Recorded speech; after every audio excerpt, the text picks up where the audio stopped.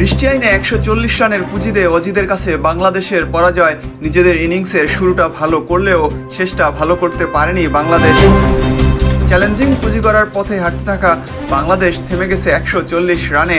অল্প রানের লক্ষ্য তারায় শুরু থেকেই মারকুটে খেলতে থাকেন অস্ট্রেলিয়ার দুই ওপেনার ডেভিড ওয়ার্নার ও ট্রাভিস হেড। তবে ম্যাচ চলাকালীন দুইবার হানা দেয় বৃষ্টি। প্রথমবার বৃষ্টি থামলেও দ্বিতীয়বারের পর আর খেলা শুরু করা যায়নি। রান তোলায় এগিয়ে থাকার কারণে ডাকওয়ার্ড লুইস ও ডিএলএস মেথডে ২৮ রানের জয় নিয়ে সুপার ৮-এর পর্ব শুরু করে অস্ট্রেলিয়া। ম্যাচ শেষে নিজেদের ফিনিশিং ভালো না হওয়ায় আক্ষেপ করেন বাংলাদেশের অধিনায়ক নাজমুল হোসেন শান্ত। তার ভাষ্যমতে বাংলাদেশের অন্তত ১৭০ রান করা দরকার ছিল, তাহলে অজিদের বিপক্ষ ম্যাচে জয়ের সম্ভাবনা থাকত। শান্ত বলেন, উইকেট ভালোই দেখাচ্ছিল, একটু ধীরগতি ছিল, কিন্তু আমাদের ১৭০ রান করা উচিত ছিল, যেটা আমি অনুভব করেছি। এমন দলের বিপক্ষে আপনাকে কিছু কৌশল অবলম্বন করতে হবে।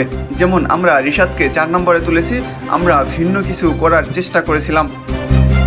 বিষয়ে শান্ত বলেন, দায়িত্ব নেওয়া উপভোগ করেছি এবং আমি এটি করতে পছন্দ করি। এখন পর্যন্ত ঠিক আছে, আশা করি সামনের ম্যাচে ভারতের বিপক্ষে আরও অবদান রাখতে পারবো।